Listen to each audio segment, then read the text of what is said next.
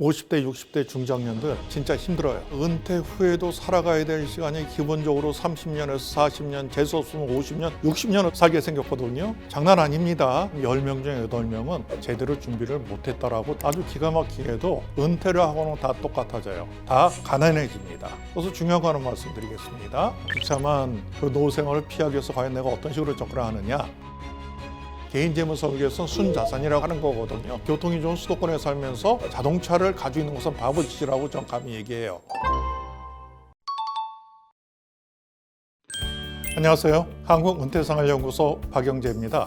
저는 대한민국은 되게 평등한 사회다라고 생각을 합니다. 왜 이렇게 말씀드리냐면은 젊고 직장생활하고 사회생활하고 경제활동할 때는 다들 잘난 사람 못난 사람이 없는데 아주 기가 막히게도 은퇴를 하고는 다 똑같아져요. 다 가난해집니다. 은퇴한 분들한테 물어보니까는 은퇴자들의 10명 중 5명이 은퇴하고 난 다음에 소득 수준이 현역 대비 50% 이하로 떨어졌다라고 이야기를 합니다. 그 다음에 10명 중에 8명은 제대로 준비를 못했다라고 대답을 하고 있어요. 또 가장 최근 발표된 한국통계청에서 발표한 가계금융복지조사 자료를 보니까는 은퇴 준비를 제대로 한 사람은 11.8%에 불과한 것으로 나타났습니다. 이렇게 제대로 준비 안 된 상태에서 은퇴 후에 40년 이상을 지나야 되는 이런 현실에 맞닥뜨리게 된 겁니다. 대기업 은퇴자들이 알바를 하는 이유는 우리나라의 사실 노동 현장을 실정을 알아봐야 돼요. 대한민국 직장인들이 주된 직장에서 퇴직하고 나오는 나이는 정년은 60세지만 실제 현실적으로는 49.4세입니다.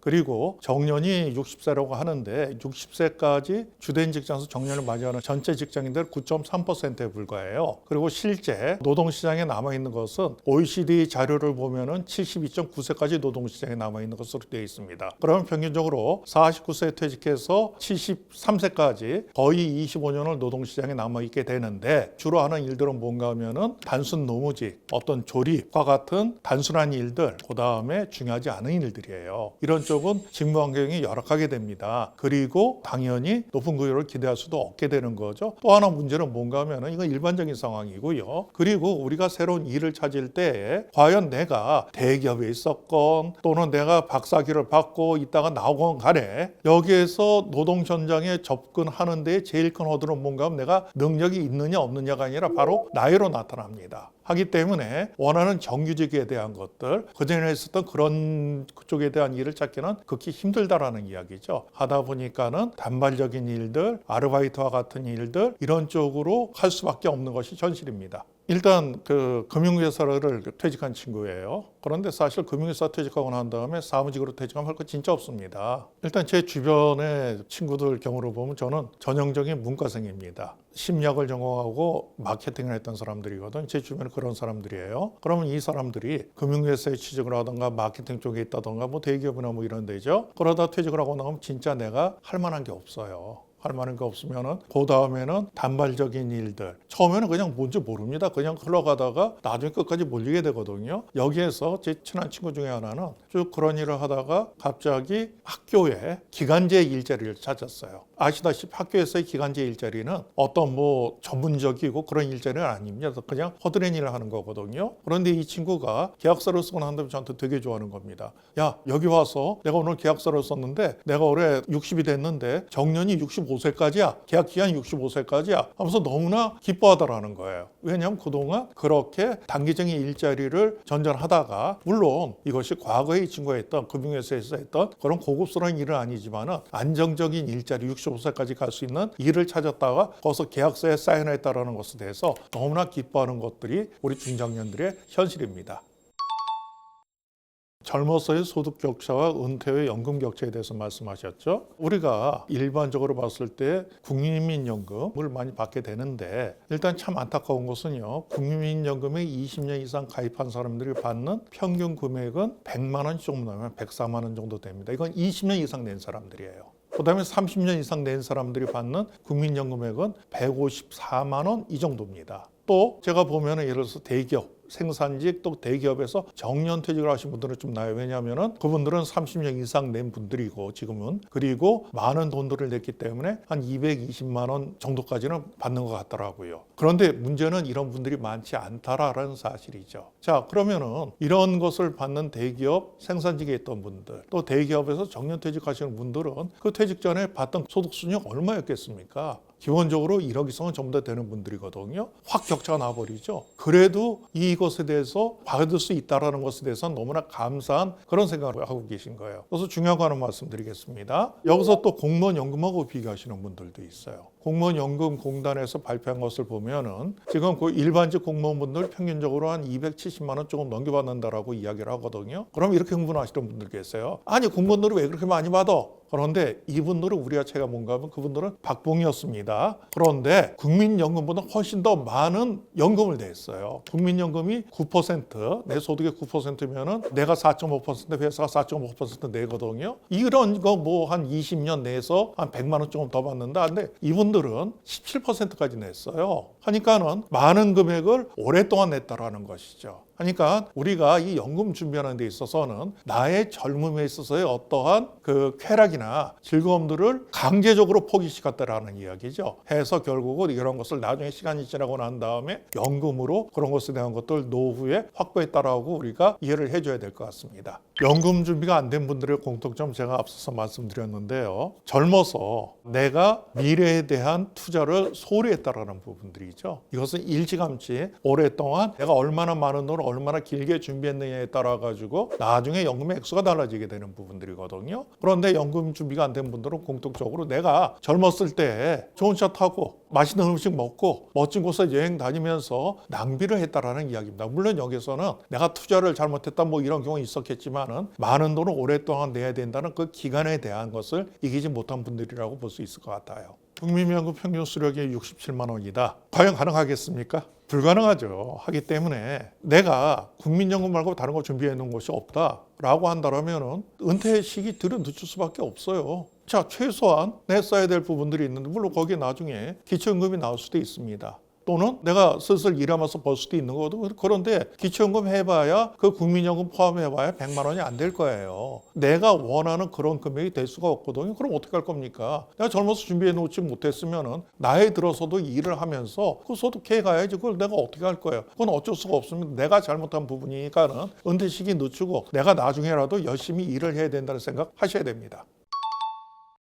제가 상담했던 분들 중에 한 분은 어떤 분인가? 한 10년 전에 상담했던 분인데 이분은 저 제약회사 그 연구소장님이셨어요. 이분이 당시에 저한테 그러시더라고요. 당신께서는 은퇴 후에 한 달에 800만 원씩은 써야 되겠다. 가능하겠습니까? 그런데 상담을 해보니 가능하더라고요. 왜? 그 당시 이분의 국민연금이 130만 원이었습니다. 사모님이 중학교 교장 선생님이었는데 예상되는 사학연금이 350만 원이었어요. 게다가 이분이 꽤 많은 자산을 축적해 놓으셨는데 대부분이 수익형 부동산이었습니다. 한 달 임대 수익이 500만 원이 들어오는 집이었어요. 제가 연구소장님한테 뭐라고 하셨냐면은 그냥 그대로 사세요. 이렇게 말씀드렸죠. 그런데 이런 집이 많으면 괜찮겠지만 그건 아니에요. 하기 때문에 어떻게 생각을 하셔야 되냐면 이거 아주 제가 중요한 말씀 다시 한번 드리는데 내가 생각하는 것은 진짜 난 골프를 좋아했으니까는 퇴직하고 난 다음에 매일 골프 치면서 살 거야. 아, 좋습니다. 뭐 열심히 일했으니까 그 정도 내가 해야죠. 그런데 그 비용에 대한 생각 현실적으로 해보자는 말씀입니다. 그래서 현실적으로 앞서 말씀드린 대로 뭐 한 달에 그 정도의 소득이 되는 분들이면 아마도 뭐 적당히 해도 될 거예요. 그런데 이건 아니죠. 하니까는 예를 들어서 내가 먹고 사는데 얼마를 쓸 것이냐 그것은 크게 비용 많이 안 들어요.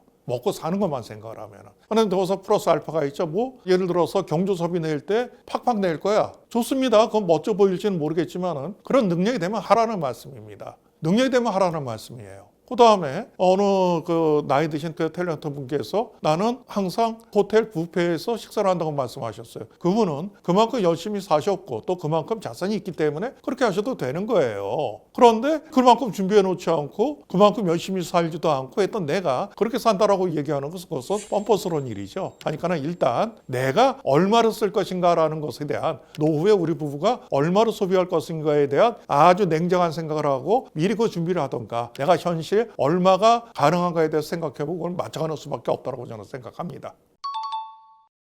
내가 은퇴를 앞두고 있다. 앞으로 어떻게 살아야 될지에 대한 비참한 그 노후 생활을 피하기 위해서 과연 내가 어떤 식으로 접근하느냐. 일단 제일 먼저 지금 내가 가지고 있는 자산이 얼마인가를 정확하게 확인하십시오. 그렇다고 그냥 막연하게 금융자산 얼마, 부동산 얼마 이렇게 하는 거 아닙니다. 표를 만들어 가지고 내가 가지고 있는 금융자산이 얼마 정도를 가지고 있는가를 가지고 계신 통장이 있을 겁니다. 통장 전부 다 끄집어내는 거예요. 요즘 통장 쪽이 유행해 가지고 통장이 많거든요. 해서 나의 금융자산이 얼마인가를 정확하게 확인하십시오.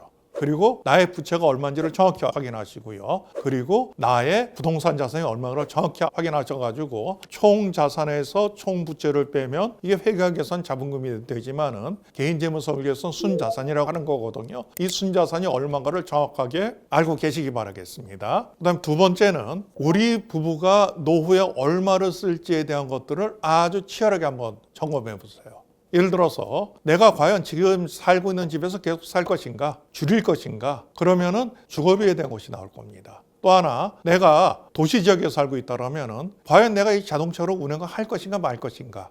이것도 중요하거든요. 예를 들어서 전 개인적으로 이렇게 생각합니다. 서울에 살면서 또는 교통이 좋은 수도권에 살면서 자동차를 가지고 있는 것은 바보짓이라고 전 감히 얘기해요. 왜 그러느냐? 자동차는 사용자상에다 감가상각이 들어가거든요. 이 감가상각 어떻게 계산해야 되는 줄 아십니까? 내가 산 차값에 한 달에 1%씩 빠져나간다고 생각을 하셔야 돼요. 게다가 보험료, 휘발유값, 그다음에 세금, 기타 등등 따져보면은 자동차의 감가상각을 포함하면은 자동차에 들어가는 것이 아마도 한 5, 60만 원 이상은 들어갈 거거든요. 근데 앞서 우리가 얘기하지 않았습니까? 국민연금 평균 그 수급액이 65만 원 정도가 된다고 했는데 그러면은 내가 은퇴하고 난 다음에 자동차 일주일에 몇 번이나 쓸 거예요? 일주일에 두세 번 쓰는 것 때문에 내 국민연금이 통째로 여기 들어간다? 바보짓 아닙니까? 이런 식으로 해서 우리 부부가 써야 될 것, 줄여야 될 것, 그다음 또 내가 생각하는 생활 수준이 있을 거 아닙니까? 해서 뭘 하겠다라는 것을 해서 우리 부부의 한 달 생활비가 얼마가 들어갈지에 대한 것을 정확하게 계산해 보시기 바라겠습니다. 그러고 난 다음에 세 번째 단계에서 뭘 하셔야 되냐면 그러면은 내가 은퇴하고 난 다음에 과연 정기적으로 이런 것들을 내가 가져올 수 있는 소득원들이 있는가? 제일 먼저 연금을 확인해 보셔야 돼요. 국민연금, 공무원연금, 군인연금, 사학연금 할 것 없이 연금 또는 내가 연말정산 받을 때 세액공제 받거나 받기 위해서 가지고 있는 연금 저축 상품 또는 내가 퇴직금을 퇴직연금화 시켜놓은 상품 또는 내가 개인적으로 가지고 있는 보험회사 가지고 있는 연금 상품 이런 것들 전부 다 한 달에 얼마씩이 나오는지를 확인하셔야 되는데 이건 금융감독원 홈페이지를 꼭 한번 들어가세요. 거기에서 내 연금 조회를 하시게 되면 나오게 되는데 이것은 회원가입 하셔야 됩니다. 그럼 3일이 지나고 난 다음에 국민연금이 됐건 공무원연금이 됐건 군인연금이 됐건 내가 몇 살에 얼마씩 나온다. 그 외에 내가 가지고 있는 연금 상품이 얼마다는 것이 다 나옵니다. 이것을 나이대별로 해서 쭉 나오게 되거든요. 그런데 여기서 연금 상품만 나오게 돼요. 내가 가지고 있는 예를 들어서 이자 소득이나 배당 소득이 있다. 그런 건 안 나오거든요. 그런 거 여기 끼워 넣어야 돼요. 또 내가 수익형 부동산이 있어서 한 달에 100만 원씩 소득이 있다. 이거 같이 끼워 넣어야 되는 겁니다. 그다음 내가 슬슬 일하면서 용돈 벌어야 할 거야. 그래서 한 달에 한 100만 원씩은 벌 거야. 이거 끼워 넣어야 되는 거예요. 그렇게 되면 이런 것들을 다 감안하게 되면 내가 한 달에 얼마씩의 노후의 소득원이 확보되는 줄 알 수가 있겠죠. 하고 난 다음에 내가 여기서 판단을 해줘야 되는 겁니다. 그래서 요 세 단계 내가 얼마를 가지고 있는가, 그 다음에 우리 부부가 얼마를 쓸 것인가, 내가 예상되는 은퇴 후에 월 평균 소득이 얼마나 될 것인가, 요 세 가지 단계를 확인을 하셔가지고 예를 들어서 이게 준비가 됐다라면 해피한 거고요. 만일 부족하다 그러면은 은퇴 시기를 뒤로 늦춰줘야 됩니다. 그게 싫으면은 내가 노후의 삶의 질을 떨어뜨려 줘야 되는 거죠. 우리 50대, 60대 중장년들 진짜 힘들어요. 지금 우리가 은퇴 후에도 살아가야 될 시간이 기본적으로 30년에서 40년, 재수 없으면 50년, 60년을 살게 생겼거든요. 장난 아닙니다. 만만하게 생각하지 마시고 제가 저 나름대로의 어떠한 팁을 드렸는데 드리는 말씀들 참고하셔가지고 멋진 노후 생활을 준비하시기 바라겠습니다.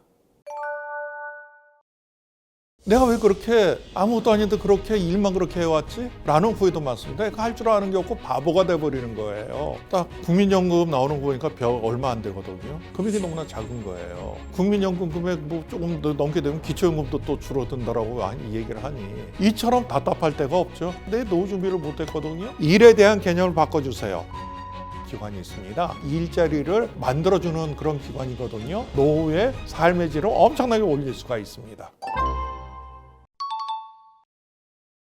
은퇴하신 분들이 제일 후회하는 것 중에 하나가 뭔가 하면은요, 아휴, 연금을 빨리 들어둘 걸. 왜 그때 뒤로 미루다가 연금 준비를 못했는가? 또 하나는 할 줄 아는 게 없어요. 그동안 난 열심히 일만 해왔거든요. 내가 왜 그렇게 아무것도 아닌데 그렇게 일만 그렇게 해왔지? 라는 후회도 많습니다. 할 줄 아는 게 없고 바보가 돼버리는 거예요. 마지막 후회 중에 하나는 내가 애들한테 왜 그렇게 간섭게 다 빼줬을까? 그때는 그게 최선이었는 것 같고, 물론 아이들이 크는 것에 대해서는 너무나 감사하지만은, 근데 막상 노후가 돼서 자녀들과의 관계가 끊기고 난 다음에 내가 왜 그랬을까? 이런 여지도 있었어야 되는데 라는 후회를 많이 하게 됩니다. 자, 은퇴 후회하는 것들 보면은요, 딱 국민연금 나오는 거 보니까 얼마 안 되거든요. 근데 국민연금 말고 뭐 이것저것 연금들이 있긴 있는데 금액이 너무나 작은 거예요. 하니까는 또 국민연금 금액 뭐 조금 더 넘게 되면 기초연금도 또 줄어든다라고 이 얘기를 하니, 근데 주변에 다른 친구들 보면은 연금을 가지고 많지는 않지만 도움된다는 그 이야기를 하는 친구들이 있는데, 내가 연금을 진작 가입을 했어야지, 젊었을 때 내가 해둘 걸, 이게 왜 이렇게 시간이 흘렀는가, 내가 왜 그때 그 몇 푼 안 되는 거 준비했으면은 진짜 괜찮았을 텐데 하는 후회를 많이 하게 됩니다. 두 번째는요, 퇴직하고 난 다음에 시간이 남아도는데 할 줄 아는 게 없어요. 심지어는 많이 놀고, 친구들은 뭐 놀고 뭐 한다고 하는데 난 기껏 산에 가는 거, 술 마시는 거, 그러다가 혼자 술 마시면 집사람한테 욕이나 먹고, 젊었을 때 아주 잘 놀던 친구들은 콜라텍에 가서도 어쩌저쩌게 한다고 하는데 난 그것도 못해. 이처럼 답답할 데가 없죠. 자녀들에 대한 부분들은 정말 그렇습니다. 내가 젊었을 때는 아이들한테 최선을 다하는 것이 맞다라고 생각을 했는데, 근데 아이들이 큰 다음에도 다 성장하고 경제적으로 독립을 하고 난 다음에도 아이들한테 신경 쓰는 바람에 내 노후 준비를 못했거든요. 요즘 이런 얘기들이 있어요. 지금의 60대에 들어간 사람들은 20년 전에 마처 세대라고 했습니다. 뭔 줄 아세요?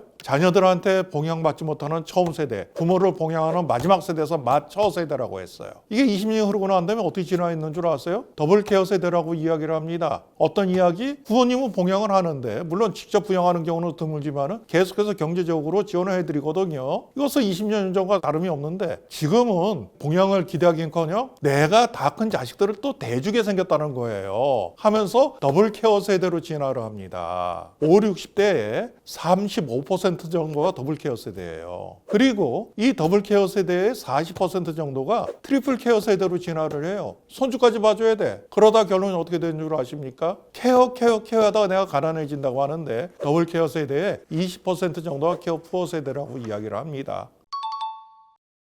전 두 가지라고 생각합니다. 50대에 부지런히 벌어가지고 미리 노후에 필요한 자금들을 준비를 하던가, 그것도 아니다 그러면은 매주 복권 사세요. 이것도 답일 수도 있어요. 전 개인적으로 복권이 된다 안 된다 이것은 50%의 확률이라고 말씀드립니다. 되면 다행이지만 되지 않는 것으로 된다. 이때 대비해서 일을 해야 됩니다. 하면은 내가 은퇴 후에도 어떤 식으로 일에서 손을 놓지 말아야 된다라는 생각 하셔야 돼요. 그런데 여기서는 내가 젊었을 때 하던 일과는 달라요. 또 젊었을 때만큼 많은 급여를 나한테 줄 리도 없고, 그러니까 일을 접근하는 데 있어가지고 내가 60대 초반에 또는 60대 막 접어들었을 때 할 수 있는 일을, 어떤 일들을 할 수 있는가, 이런 것들을 가지고 내가 젊었을 때 할 수 있는 일을 계속 가져가면 이건 가장 해피한 케이스인데, 요즘 같은데 옛만큼 자기 그 경력 계약 관리하지 않으면 그건 힘들거든요. 그럼 내가 과연 어떤 식으로 일을 가져갈 것인가, 풀타임으로 일을 가져갈 것인가, 파트타임으로 일을 가져갈 것인가, 또는 어떤 식의 일을 할 것인가라는 것을 정리를 해가지고 내가 노후에 할 수 있는 일들을 준비를 해 주셔야 되는 거예요. 그 다음 내가 70이 됐다. 그러면 60대보다는 또 이 어떤 활동량도 떨어지고 건강도 안 좋아질 거거든요. 그래서 일에서 손을 놓지 마세요. 60대 하는 것보다 벌이는 적을지 모르겠지만 소일 삼아가지고 끊임없이 80대 그럼 어떤 일을 할 것인가? 그때도 할 만한 일들은 있습니다. 하니까 일에 대한 개념을 바꿔주세요. 아주 젊었을 때의 일이 아니라 내가 역할을 한다. 그 다음에 소일거리로 가지고 간다. 대신에 여기에서 내가 기대하는 급여에 대한 것들은 낮춰줘 가면서 끊임없이 일을 해야 된다라는 그런 준비를 해주셔야 됩니다. 어쩔 수 없어요. 자, 일을 하려고 하는데 나한테 일 줄 곳이 없다. 그럼 다양한 정부 지원 프로그램을 확인해 보시기 바라겠습니다. 예를 들어 가지고요, 제일 중요한 것들이 일과 관련된 일자리 정책들이에요. 그래서 그거가 많건 적건 간에 다양한 형태의 그런 일자리들을 만들어 놓습니다. 그런데 생각하시는 것은 최저시급으로 접근하는 거예요. 최저시급으로 접근하는 이런 일자리들이 있는가 하면은, 서울시 같은 경우에는 가치동행 일자리라고 해가지고 이건 서울시에서 만든 일자리들이 있어요. 지자체 가운데서 서울시가 이런 것들은 제일 잘하고 있습니다. 그리고 예를 들어서 나이가 들었다, 65세 이후에 또는 70이 됐다, 이때에는 노인 인력 산업개발이라는 기관이 있습니다. 이 기관은 노인들의 일자리를 만들어주는 그런 기관이거든요. 이쪽에서도 어르신들을 대상으로 한 다양한 일자리들을 만들어내는데 대신에 여기에서는 최저시급 적용은 안 됩니다. 하지만은 업무의 강도는 낮고 그러면서 내가 소일거리로 일을 하는데 조금 일하고 조금의 급여를 받을 수 있는 이런 다양한 형태의 일자리 사업들이 있어요. 해서 다양한 정부 지원 정책들을 활용해 보시기 바라겠습니다. 예를 들어서 다양한 형태로 만들어 놓거든요. 일의 형태들을 말씀드리면은 서울시에서 운영하는 가치동행 일자리 같은 경우에는 57시간 한 달에 일을 하게 돼 있어요. 그럼 최저시급 적용하면 올해 기준으로 해서 한 달에 57만 원 정도 되거든요. 그럼 여기서 내가 풀타임으로 접근하면 이건 맞지가 않아요. 예를 들어서 파트타임으로 일을 하던가 또는 일주일에 하루 또는 이틀만 일을 하던가 이런 식으로 접근하게 되겠죠. 자, 그런데 여기서 일은 예를 들어서 청소년을 돌보는 것들 또는 주변에 관리를 하는 것들 해서 다양한 형태로 준비를 합니다. 또는 나의 경험을 살려서 할 수 있는 일자리들도 요즘들은 꽤 나와요. 하면 근데 중요한 것은 이런 일자리들에 대한 정보는 각 기초단체나 서울특별시나 광역단체 이런 식으로 가기 때문에 일단 제일 중요한 것은 주민센터의 일자리 지원센터가 있습니다. 이쪽을 통해서 이런 일자리, 다양한 형태의 일자리들이 나오니까 들어가 보시고 나한테 맞는 일자리 찾으시면 되는 거예요. 갑자기 원치 않은 퇴직을 내가 하게 됐다. 일단 이런 어떤 변화가 있을 때 사람들은 일반적으로 4가지 단계를 거친답니다. 평온한 단계를 갔다가 그 다음에 일단 잠시 침체 상태에 들어가게 돼요. 그 다음에 꽃에 틀어박힌 생활을 하면서 다른 사람들을 만나질 않습니다. 그러고 난 다음에는 어느 정도 마음의 준비가 되면서 복귀되는 이러한 사이클을 그리게 되거든요. 그런데 이 사이클은 똑같이 나타나는 것이 아니라 10인십색으로 나와요. 이것도 멘탈이 아주 강한 사람이 있습니다. 내가 잘렸다 그럼 바로 원회복되는 사람들이 있는데 그런 경우는 많지는 않아요. 그런데 이 과정이 아주 오래가 걸리는 경우도 있어요. 또는 이 과정이 짧은 사람도 있고 10인십색으로 나오는데 중요한 것은 뭔가 하면은요, 침체 단계와 고치에 틀어박힌 단계, 이 2가지 단계가 상당히 중요해요. 이건 왜냐하면 침체 단계는 이 단계에서는 어떤 일들이 벌어지냐면은 내가 잘렸다라는, 해고됐다라는 것을 받아들여주는 과정이거든요. 또 거기서 사람에 따라서는 내가 그 전에 어떤 일을 했다라는 나의 어떠한 그 위치도 있어요. 이것을 내가 완전히 버리는 것도 되고, 이 과정은 엄청나게 힘들어요. 어느 정도 힘든가 하면 이것은 상실의 과정을 거쳐야 되는데 거의 죽음을 겪는 것과 마찬가지 단계를 겪게 된다라는 겁니다. 근데 이것을 또 대처하는 방법은 사람에 따라 달라요. 저는 어땠냐면은 진짜 남아있는 사람들은 아주 그냥 능력 없고 이 짜웅자라고 이런 사람들만 남아있다고 생각해 남아있는 친구들한테 어떤 적대감이 보이게 되면서 진짜 세상이 싫더라고요. 원망을 하게 되고. 그런데 어떤 사람들이 이것을 기회로 삼는 사람도 있다라는 이야기죠. 제가 나중에 본 사람인데 저는 그 기간 동안에 많은 원망과 분노와 이런 것들을 표출을 했는데 이분은 IMF 때 어떤 일이 있었냐면 갑자기 실업자들이 물밀듯이 밀려 나오니까는 다양한 재취업 프로그램들을 정부 프로그램을 만들었어요. 그러니까 이 프로그램에 참석을 했다가 이 프로그램과 관련된 강의를 하면서 교육회사를 만들어서 새로운 것으로 만든 사람도 있다라는 이야기죠. 이렇게 이 과정을 어떤 식으로 받아들여지는가는 개인적인 차이가 있는데 일단 한 번은 이것을 받아들이고 내가 가지고 있던 것이 없어지는 것을 내가 인정을 하고 그러고 난 다음에 내가 새롭게 시작을 해야지만 어떠한 트라우마가 남지 않게 되는 겁니다. 이렇게 똑같이 어려움을 겪고 똑같이 내가 해고가 되고 잘린 상태여도 내가 이것을 어떻게 보느냐에 따라서 극복을 하고 새로운 기회로 만들 수도 있습니다. 그러니까 이것을 그냥 절망만 하지 말고 새로운 기회로 만드시기 바라겠습니다.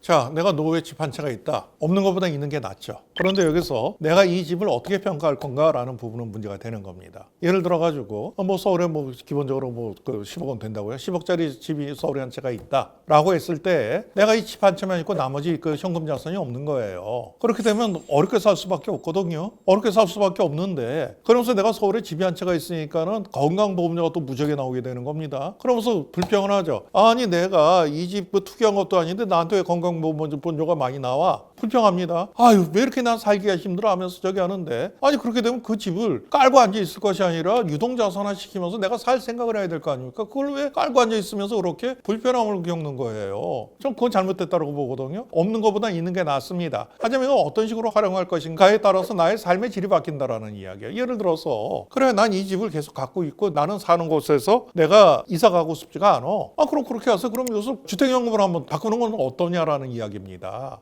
충분히 단순히 나와 내 배우자가 죽을 때까지 그 집에서 살면서 생활비로 쓰면서 살 수가 있는 거거든요. 그럼 이 집을 유동자산화 시킨 거예요. 물론 내가 죽고 난 다음에 아이들한테 줄 건 없다라고 생각해야 될 거예요. 하지만은 뭐 나와 내 부부가 뭐 애들한테 손 벌리지 않고 살 수 있으면 그것으로 된 거 아닙니까? 또는 이런 경우도 있을 거예요. 일단 제일 중요한 것은 내가 어떤 사회적 관계망을 계속 가져가는 거니까 이 지역에서 내가 옮기기 싫어. 그럼 32평짜리를 24평이나 아니면 17평, 8평짜리로 확 줄여가자는 이야기예요. 그 지역에서. 나머지 차익이 있지 않습니까? 이 차익을 가지고 노후 자금으로 활용하면 되는 겁니다. 가장 최근 자료가 가계금융복지조사 2025년 자료가 12월 달에 발표됐거든요. 거기를 보니까는 50대 가계의 평균 자산이 한 6억 한 5천 정도가 되는데 그 가운데서 금융자산이 1억 6천밖에 안 됩니다. 나머지 전부 다 바닥에 깔고 앉아 있는 거예요. 1억 6천 가지고 어떻게 버틸 수 있어요? 그렇지 않습니까? 하기 때문에 이것은 우리가 집 있는 건 좋습니다. 있는 건 좋은데 이것을 내가 그냥 끌고 앉아 있을 것이냐 아니면은 이것을 내가 노후 생활하는데 훌륭한 어떠한 계기로 삼을 것인가 이것은 내가 판단을 해줘야 되는 거예요. 저는 굳이 집에 그렇게 목맬 필요는 없다라고 저는 개인적으로 생각합니다. 가장 일반적인 것이 주택연금이죠. 얼마나 잘 돼 있는데요. 그리고 말씀드린 대로 이것을 뭐 정리해가지고 금융자산화 시키는 방법도 있고 집을 줄여가는 방법도 있고 난 이 집을 정리할 거야. 그러고 난 다음에 나는 공공임대나 민간 임대주택으로 들어갈 거야. 요즘 이런 것도 잘 나와 있거든요. 그래서 뭐 그런 것도 방법이 될 수가 있고 내가 노후에 큰 비용 들이지 않고 지내는 방법들 말씀드릴게요. 집 근처에 산을 등산합니다. 등반 아니면 등산이 집 근처에 있는 산. 그러면 거기엔 그 다니는 사람들만 다니니까 익숙한 사람들이 많이 있거든요. 자, 산도 다니다가 또 집 근처에 산책로에서 산책로를 다닙니다. 그래서 이런 식으로 해서 다니는데 또 뭐 맨날 산이나 그 산책로에서만 있을 것도 아니잖아요. 그리고 또는 뭐 헬스클럽에서 있을 수도 있고 동네에. 근데 재밌는 것은 여기에서 봤던 시니어들을 그 동네 도서관에서 다 만나요. 이게 가장 시간을 보내면서 제대로 시간 보내는 거죠. 하니까는 뭐가 좋다 나쁘다가 아닙니다. 내가 좋아하는 것이 뭔가라는 것을 보는 거예요. 하고 하는 건데 예를 들어서 산을 가죠. 그럼 그냥 그 산을 가는 것만도 있는데 제가 그런 생각을 했어요. 저도 산을 좋아하니까는 집 근처 산을 가는데 가다 보니까는 딱따구리 소리가 나는 거예요. 그러면서 어떤 생각이 드냐면 야 그럼 내가 다니는 산에 도대체 어떤 새들이 사는가 하면서 새 지도를 한번 만들어 보는 겁니다. 그다음에 가다 보면 주변에 야생화 있지 않습니까? 자 그럼 내가 있는 산에는 어떤 야생화들이 있는가? 요즘 뭐 저 AI 나오고 해서 아주 끝내줘요. 지금 다 나오거든. 이런 식으로 해서 정리를 해 나가는 거예요. 그다음에 버섯도 비 오고 나면 버섯 많이 있지 않습니까? 그럼 내가 있는 이 근처에는 어떤 버섯들이 있는가? 그럼 같은 산을 다니더라도 하면서 새에 대한 공부를 하게 되는 거고 꽃에 대한 공부를 하게 되는 거고 버섯에 대한 공부를 하게 되는 거고 그다음에 한여름에 다니거나 가을에 다니면 벌레 소리가 많이 나거든요. 자, 이 벌레 소리가 어떤 벌레 소리인가 하면서 새로운 것들을 계속해서 가져가게 된다는 거죠. 이렇게 세상에 대한 호기심을 가지고 우리가 생활하게 된다면 노후의 삶의 질을 엄청나게 올릴 수가 있습니다. 사실 우리 나이 때에는 부모님을 요양원에 모시는 것 자체가 불효라고 생각이 되면서 엄청난 스트레스를 받으셨거든요. 자녀들이 케어를 할 수 없어서 요양원에 모셨다면 그건 어쩔 수가 없어요. 그런데 또 여기 들어가서 뛰쳐나오는 분들도 있어요. 그 요양원 들어가는 비용이 참 많이 들어가거든요. 저는 이것도 한번 잘 고려해 보시라고 말씀드려요. 1층, 2층, 3층은 복지시설이 들어가요. 위에 층에서는 복지주택이 거기 들어가는 거예요. 월세 개념이 5만 원에서 30만 원 이렇습니다. 훨씬 안정적인 주거와 더불어 가지고 생활에 대한 지원을 받을 수가 있습니다. 일단 거주 공간은 기본적인 것이죠. 6070뿐이 아니라 다 중요합니다. 거주 공간은. 어디서 사는 것이 과연 6070 세대한테 적합한가라는 부분들에 대한 문제라고 생각하거든요. 이것은 관계예요. 제일 걱정하는 것은 관계의 단절에 대한 부분을 제일 걱정하거든요. 내 사회적 관계를 그냥 가져갈 수 있으면 그게 최고의 주거 공간이라고 할 수가 있다고 생각을 합니다. 관계에 대한 부분들이 어디서 나타나냐면은 옛날에 원룸이 처음 시작됐을 때예요. 한 30년 전 얘기입니다. 처음에 원룸 개념을 만들고 이것을 분양하는 개발업자들이 원룸에는 아마도 젊은 사람들이 많이 와서 살 것이다라고 포커스를 맞췄어요. 근데 막상 뚜껑을 열어보니까는 어르신들이 한 10%에서 15%가 되더라는 거예요. 이게 왜 그런가 봤더니 원룸이 있는 곳은 교통이 편한 곳 아닙니까? 자기 자녀들이나 주변 사람들하고 소통이 계속될 수 있는 공간이 되더라는 이야기죠. 나이 들어서 지나치게 큰 공간도 그건 문제가 되거든요. 그러니까는 부부가 거기에서 알콩달콩 살기가 참 좋더라는 이야기입니다. 이 비슷한 때에 이 실버타운이 유행이 됐는데 물 좋고 산 좋은 서울 근교에다가 실버타운들을 많이 지어놨는데 이쪽 다 망했습니다. 그 이유가 뭔가 하면은 암만 물이 좋고 암만 산이 좋아도 이게 하루 이틀이지. 맨날 강물만 본다고 생각해 보시죠. 노인네들 둘이 우울증 옵니다. 젊은 사람들도 우울증이 오는데 그 다음에 거리가 멀어 놓으니까 자녀들이 안 와요. 산 좋고 물 좋은 곳에 있던 실버타운들이 다 망한 것이 그것 때문이에요. 어떤 네트워킹에 대한 것들은 6070 세대에서 상당히 중요시 여기는 것이 이것 때문입니다.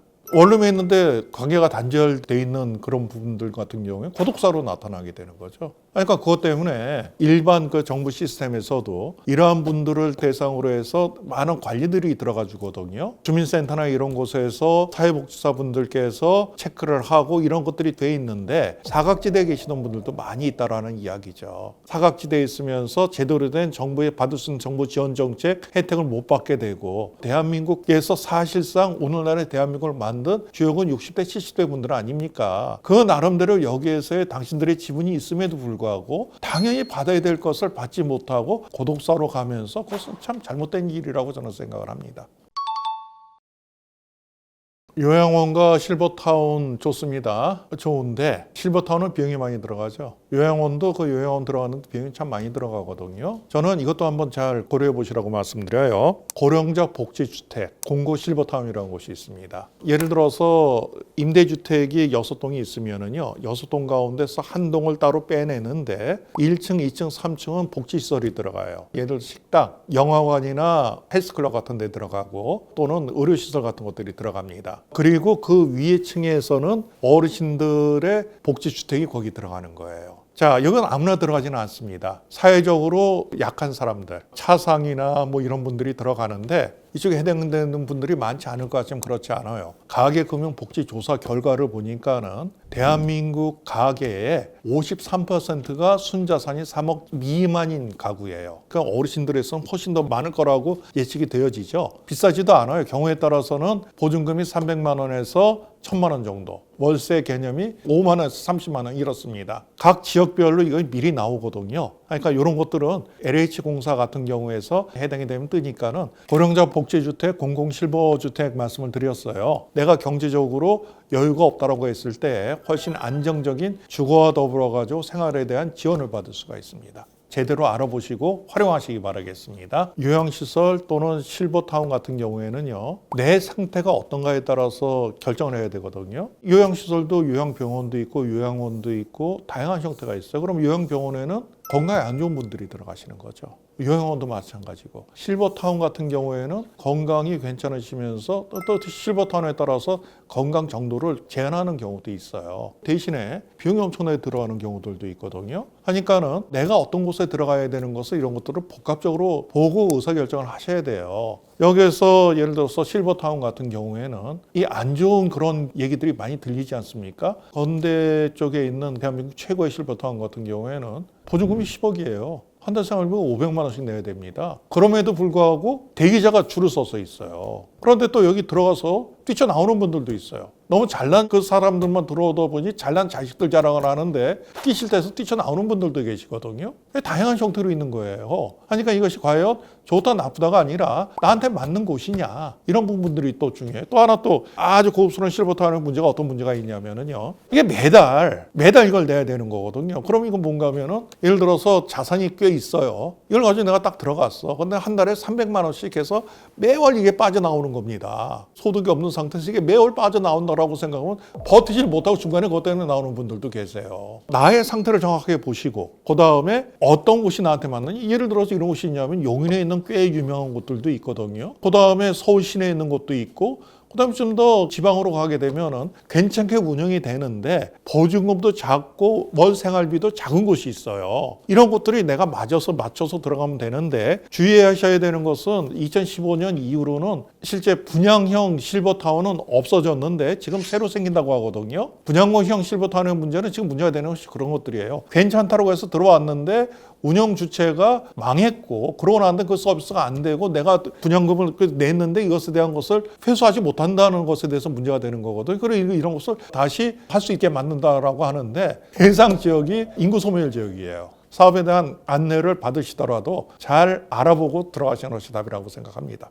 요양원에 대한 부분들은 저는 어떤 운영의 문제다라고 봅니다. 저는 자녀들이 케어를 할 수 없어서 요양원에 모셨다면 그건 어쩔 수가 없어요. 그러면 그 전에 요양원에 모실 때 과연 이쪽이 믿을 만한 곳인가라는 정도는 미리 알아보고 가야 된다라는 이야기죠. 꼭 그럴지는 모르겠지만 예를 들어 가지고 천주교 시설에서 하는 요양병원이 있다라면은 요양원이 있다라면은 일반인들이 하는 것보다는 어떤 재단이나 이런 곳이 있기 때문에 신뢰할 수 있지 않겠습니까? 거기다 대고 무조건 뭐 CCTV를 달아달라 이런 얘기하는 것도 그건 잘못된 거예요. 그러니까는 그런 이슈는 어떤 운영성의 문제이지 제도의 문제는 아니다라고 생각을 합니다. 대신에 그런 것도 있을 수가 있으니까는 주변에 그 자녀들이나 이런 사람들이 정확히 알고 들어가줘야 되는데 사실 우리 나이 때에는 부모님을 요양원에 모시는 것 자체가 불효라고 생각이 되면서 엄청난 스트레스를 받으셨거든요. 그러니까 내가 알고 있는 많은 선배들은 차라리 자녀들한테 그런 스트레스 안 주겠다 하면서 당신들께서 어떤 요양원을 가겠다라고 결정하신 분들까지 제가 봤다니까는요. 이렇게 접근해야 될 것 같습니다.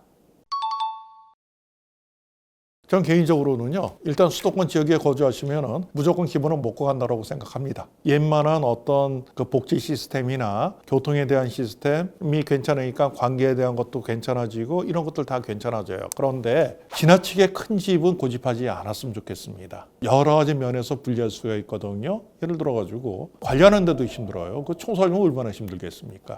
사실상 우스갯소리로 그 60대 나이 때 남자들이 제일 불쌍하대요. 60대 남자들이 어렸을 때는 남자들은 집안일 하는 게 아니다라고 생각하면서 자라왔거든요. 근데 요즘 그런 게 어디 있습니까? 뒤늦게 맞춰 나가려고 하니까는 무지하게 힘들어져요. 그럼 집이 넓게 되면은 집사람이 저한테 청소해 뭐해라고 시킬 거 아닙니까? 그럼 이걸 왜 해라고 하면서 갈등도 생기고 부부싸움도 많이 생기고 한대요. 하니까는 그런 면에서 지나치게 손 많이 갈 것은 없었으면 좋겠다라는 생각입니다. 여기서 번져가는 평수에 대한 것은 뭐가 좋다 나쁘다라는 것은 말씀드릴 수가 없어요. 지나치게 큰 집이 필요 없다고 해도 이런 분도 계세요. 아니 우리 아이들이 손주하고 오면은 지낼 방은 있어야 된다라고 생각하는 분들도 계시고 제 후배 아버님께서는 아들만 둘인 집인데 큰아들이 결혼해서 손주를 놓으니까는 저 과천에 관악산에서 내려오는 개천이 아파트 안을 지나가면서 물놀이장이 있는 아파트가 있어요. 이쪽으로 들어가셨어요. 왜 이쪽으로 들어가셨냐면은 손주들 오면서 여기서 놀라고. 그런데 그러고 난 다음에 제 후배는 중국으로 넘어가 버렸습니다. 하여튼 일이 그렇게 된 거거든요. 그러니까 이렇게 나한테 맞는 것으로 사는 것이 중요하다고 제가 얘기를 하는데 그런데 제 의견을 말씀드리자면은 커야 방 2개 정도가 답입니다. 왜냐하면 부부가 같이 있는 것보다 떨어지는 것이 낫거든요. 같이 있더라도 침대는 따로따로 써줘야 돼요. 나이 들면서 이런 부분들에는 서로에 대한 배려니까는 커야 방 2개 정도가 저는 적당하다라고 생각을 합니다.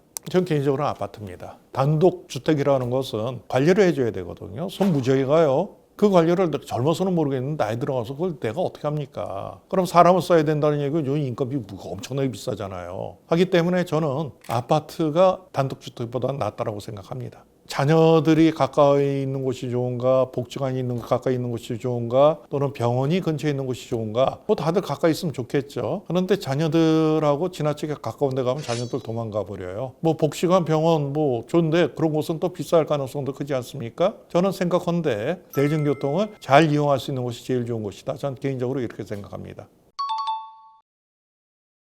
지금 살고 있는 집에서 계속 산다라고 하는데 사실상 주거 형태는 이게 제일 괜찮다고 봅니다. 이것을 에이징 인 플레이스, 내가 사는 곳에서 나이 들어간다라는 개념이거든요. 이게 왜 좋은가 하면은 앞서 말씀드린 대로 이 주거에서는 관계에 대한 이야기가 계속 나오는데 나의 사회적 관계망을 그냥 끌고 갈 수 있다라는 거예요. 여기서 몇 가지 고려해야 될 부분들이 뭔가 하면은 제 후배 아버님께서 몇 년 전에 94살 연세로 돌아가셨는데 사인이 뭔가 하면은 새벽에 화장실을 가시다가 문턱에 걸려 넘어지셨는데 대퇴부 골절이 왔어요. 94살 된 어르신께서 대퇴부 골절이 오니까는 누워 계실 거 아닙니까? 2달이 지나니까 온몸에 근육이 다 빠지는 거예요. 3개월째 돌아가셨습니다. 자, 그런데 아이러니하게도 그 집에서 50년을 살았어요. 한옥이었는데. 그 친구 아버님께서는 가장 익숙한 공간이었거든요. 그럼에도 불구하고 90살이 넘어가니까는 반사 능력 같은 것이 떨어질 수밖에 없지 않습니까? 낙상사고가 제일 많이 나는 곳이 집입니다. 특히 그 가운데서도 욕실이에요. 그러니까 내가 70대에 접어들 때에는 그렇게 내가 그 집에서 계속 살려고 한다면 한번 리모델링을 해주셔야 돼요. 그런데 여기에서는 유니버셜 디자인이라는 개념이 있습니다. 이건 뭔가 하면은 나이 든 사람이나 젊은 사람이나 또는 장애가 있는 사람이나 똑같이 쓸 수 있는 시설. 예를 들어 가지고요. 낙상사고가 많이 나는 욕실 같은 경우에는 일단 기본적으로 욕조는 없어야 돼요. 욕조를 들어갔다 나오다 특히 나오면서 낙상사고가 많이 나거든요. 그러니까 욕조는 없어서 샤워 시설로 가는데 대신에 앉아서 샤워를 할 수 있는 시설을 만들어주는 거죠. 내가 지지를 할 수 있는 지지대 같은 것이 있어야죠. 보조기 같은 것들. 수도꼭지 같은 경우에 돌리는 게 아니라 당기는 것. 악력도 떨어질 수밖에 없거든요. 또 하나 중요한 것 중에 하나는 문턱은 없어야 돼요. 왜냐하면 문턱에 걸려 넘어질 수가 있고 내가 나이가 들면 어떤 시점에서는 휠체어를 끌 수도 있거든요. 이런 것들 다 반영해 줘야 됩니다. 경우에 따라서는 거실에 보조할 수 있는 보조대가 있어야 될 필요도 있고요. 그리고 경계가 없는 디자인이 필요한데 말씀드린 대로 문턱에 걸려 넘어지니까는 문턱은 없어야 되고 그다음에 집을 짓더라도요. 집에서 계단은 없어야 됩니다. 휠체어를 끌 가능성이 있기 때문에 경계가 있는 것이나 이런 것들을 고려해 줘야 된다는 거죠. 그래서 이런 것을 감안해 가지고 집의 인테리어를 다시 한번 해 줘야 된다. 이렇게 말씀드리겠습니다. 계획을 세울 때 특히 저 자산과 관련돼서는 이제 인출 계획을 세워야 되거든요. 인출 계획을 세울 때 내가 70대 중반 정도에는 한번 인테리어 공사를 해줘야 된다라는 자금을 책정해 주셔야 되는 겁니다. 그러면은 나이 들어서 인테리어 비용 무지하게 들어갈 것 같은 이걸 어떻게 해야 되느냐? 난 익숙하니까 괜찮아? 이렇게 생각하지 마십시오. 제 후배 아버님 케이스처럼 걸려서 넘어져서 병원에 입으면 병원 입원비 무지하게 나왔어요. 치료비 무지하게 나왔습니다. 그다음에 내가 죽고 사는 일이기 때문에 이런 것들은 반영해 주시는 것이 좋을 것 같습니다. 우리가 은퇴 생활을 할 때 중요한 것들은 세상에 대한 호기심을 가져야 됩니다. 내가 익숙한 육개장, 짜장면 이런 것도 있지만은 새로운 분위기를 한번 잡아보세요. 길동역 근처에 보시면은 지미스 테이블이라는 이태리 음식점이 있습니다. 우리하고는 무슨 이태리 요리야 이렇게 생각하실 텐데 맛있어요. 60대인 저도 아주 맛있게 먹을 수가 있습니다. 꼭 추천드립니다. 지미스 테이블입니다.